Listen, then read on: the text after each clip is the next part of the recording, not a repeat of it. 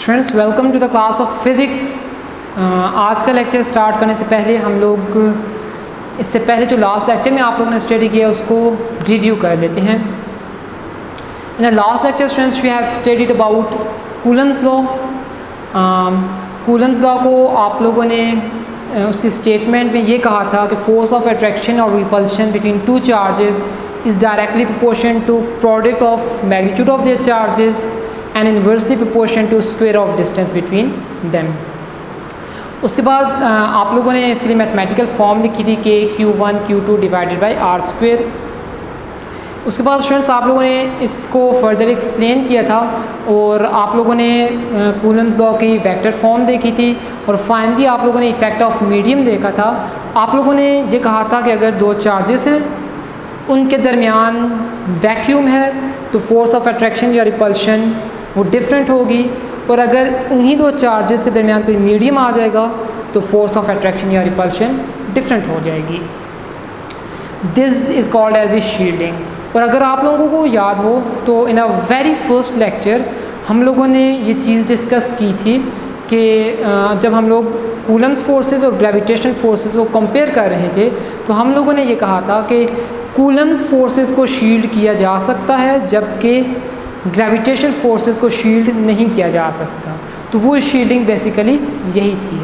और आप लोगों ने रिलेशन भी ये डिराइव किया था एप्सिलॉन आर, जिसको आप लोगों ने रिलेटिव परमिटिविटी या डाइलेक्ट्रिक कांस्टेंट कहा था, ये इक्वल था फोर्स बिटवीन चार्जेस जब चार्जेस के दरमियान वैक्यूम हो divided by force between the charges जब चार्जेस के दरमियान कोई मीडियम आ जाए। F vacuum over F medium is equal to epsilon R, ये आप लोगों ने डिराइव किया था। आज के लेक्चर में स्टूडेंट्स हम लोग इस कूलम्स लॉ से रिलेटेड एमसीक्यूज़ को डिस्कस करेंगे। अगर पेपर पॉइंट ऑफ व्यू से मैं डिस्कस करूं तो ये जो टॉपिक है ये आप लोग अपने मैट्रिक की क्लास में इससे पहले स्टडी करके आ चुके हों। सो ये सब्जेक्टिव पॉइंट ऑफ व्यू से इतना इम्पॉर्टेंट नहीं है, लेकिन ऑब्जेक्टिव पॉइंट ऑफ व्यू से ये वाला टॉपिक बहुत ज़्यादा इंपॉर्टेंट है। So I have mentioned few of the MCQs from this topic. Okay, first MCQs is unit of epsilon R. Dielectric constant का यूनिट क्या होगा?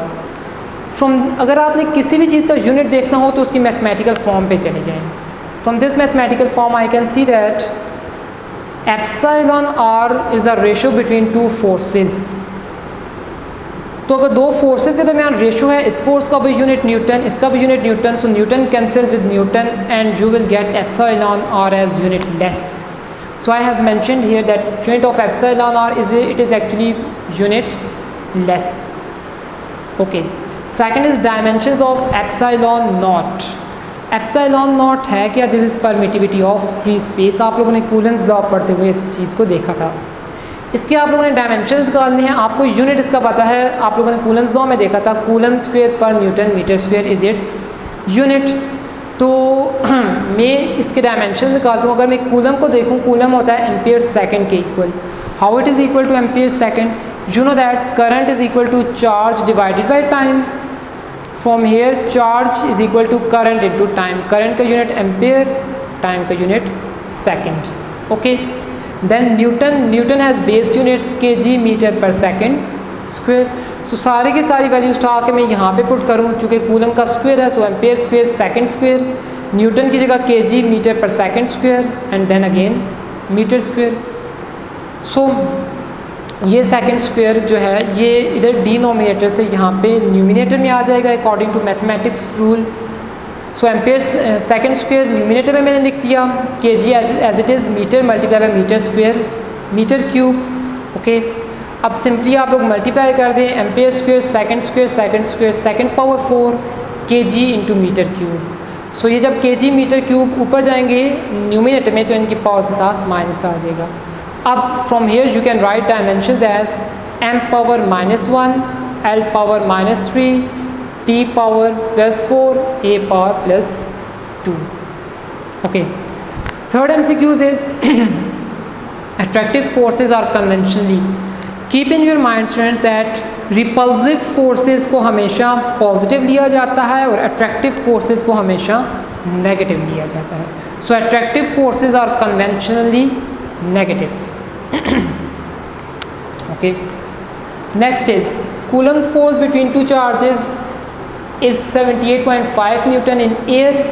What will be the forces in water with dielectric constant 78.5? तो students simple है, आप लोग air को vacuum के साथ अप्रॉक्सीमेट कर सकते हैं. So I can say that vacuum में जो चार्जेस के दरमियान फोर्स है वो है 78.5 न्यूटन. इन चार्जेस के दरमियान क्या फोर्स होगी जब चार्जेस को वाटर में रख दिया जाए? तो स्टूडेंट्स सिंपली आप लोगों ने ये वाला रिलेशन यूज़ करना है. I have solve this MCQs over here. अगर आप इसको रीअरेंज कर दें तो एफ मीडियम को यहाँ पे ले जाएं, एप्सिलॉन आर द डिवीजन में आ जाएगा, ये वाला रिलेशन बन जाएगा. एफ वैक्यूम आपको गिवन है 78.5, लाइकवाइज आपको एप्सिलॉन आर गिवन है 78.5. Both of these will cancel out and you will get 1 newton as your answer. Okay, next MCQs is Coulomb's force between two charges is 90 Newton. If the magnitude of charges is doubled, separation is tripled, then the force become. आप लोगों ने find out करना है. तो देखिए student, इसको ज़रा समझ लेते हैं. Coulomb's forces between two charges is 90 Newton. Coulomb's law you can write F equals to K Q1 Q2 divided by R square, and you are given that this force is equal to 90 Newton. So it is equal to 90 Newton's. Okay, आपसे कहा गया अगर magnitude of charges को double कर दिया जाए और separation को ट्रिपल कर दिया जाए. You can see that force is the function of charges and distance. So अगर चार्जेस या डिस्टेंस इनका मैग्नीट्यूड चेंज होगा तो फोर्स चेंज हो जाएगी. So I can write it as F prime is equal to K Q1 prime Q2 prime divided by R prime square.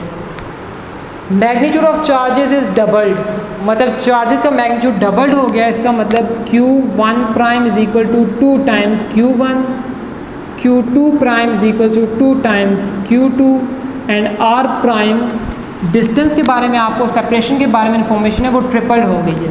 So this is equal to 3R. Okay, आप लोग simply values यहाँ पे insert कर दें. You will get F prime is equal to K 2 times Q1 2 times Q2 divided by R prime square means 3R square means 9R square. ओके, इसको solve कर लेते हैं. 2 2s are 4, 4/9 को मैं इसमें से बाहर लिख देता हूँ. आई विल राइट के Q1 Q2 by R square. Okay, अगर आप लोग देखें ये वाली सारी की सारी quantity this is equal to 90 newtons. So I can write here 4/9 into 90. 9 will cancel out with a 90 and 9 10s are 90 and 4 multiplied by 10, this is simply equal to 40. So the final force will be the 40 Newton if magnitude of charges is doubled and separation is tripled. Here I have written answer. Okay students, उसके बाद problem number 3 है आपके exercise का जो कि Coulomb's law से deal कर रहा है. इस प्रॉब्लम में आपको कहा गया है दो इक्वल चार्जेस हैं जिनको मैंने Q1 Q2 के साथ रिप्रेजेंट कर दिया है. वो सेपरेटेड है बाय द डिस्टेंस R. इनके दरमियान एक और चार्ज रखा गया है Q3. अगर दरमियान में पड़ा है तो जाहिर सी बात है इसका distance from Q1 and from Q2 will be R/2. We have to find out the magnitude of this charge and we are given that whole this system is in equilibrium. So simply students हम लोग क्या करेंगे, इस charge की वजह से इस charge के ऊपर फोर्स और इस चार्ज के ऊपर फोर्स फाइंड आउट कर लेंगे और फिर हम लोग इक्विलिब्रियम की कंडीशन अप्लाई करेंगे तो हमारे पास रिजल्ट्स आ जाएंगे. सो the force between Q1 and Q2 is F12 is equal to K Q1 Q2 divided by R square. Force between Q1 and Q3 is K Q1 Q3 divided by distance between them is R/2. So ये 2 denominator में है, इसका square 4 होगा, वो numerator में लिखा जाएगा according to mathematics. So you will get the force between Q1 and Q3 as 4K Q1 Q3 divided by R square. अब सिस्टम चूँकि इक्विलिब्रियम में है so sum of all the forces should be equal to zero, ये condition आप लोग अपनी first year में पढ़ के आ चुके हैं।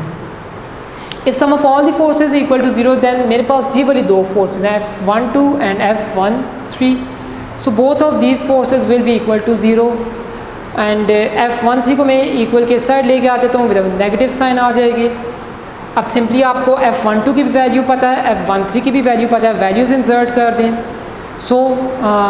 अच्छा आपको एक और कंडीशन ये गिवन थी कि Q1 और Q2 इक्वल हैं आपस में, so I have written Q1 equals to Q2 equals to Q, so Q multiply by Q, Q square and here Q1 simply Q, K will cancels out with the K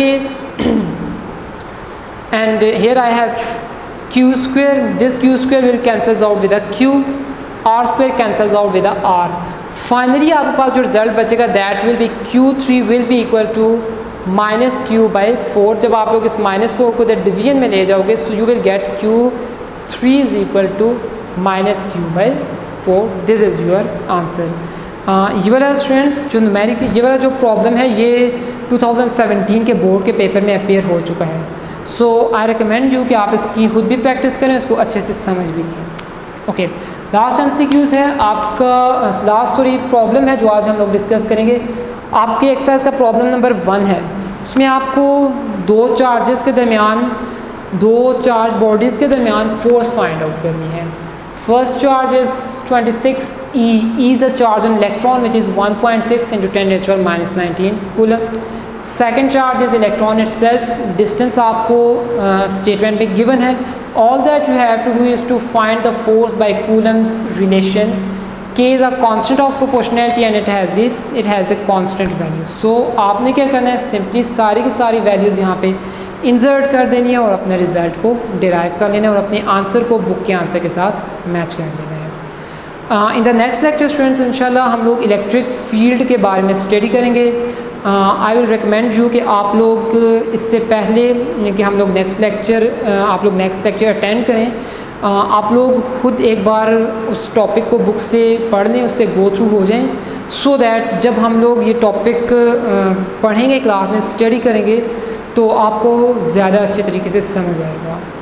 इस सारे के सारे MCQs की आप लोग खुद भी practice कर दें और इसके अलावा आपके एक्सरसाइज में जो MCQs हैं आप लोग उनको भी अटैम्प्ट करने की कोशिश करें। हम लोग आपको यहाँ पे बोर्ड पे भी वो सॉल्व करवाएंगे, बट अगर आप लोग वो खुद अटैम्प्ट कर सकते हैं it's very good. Okay students, till the next lecture, अल्लाह हाफिज़।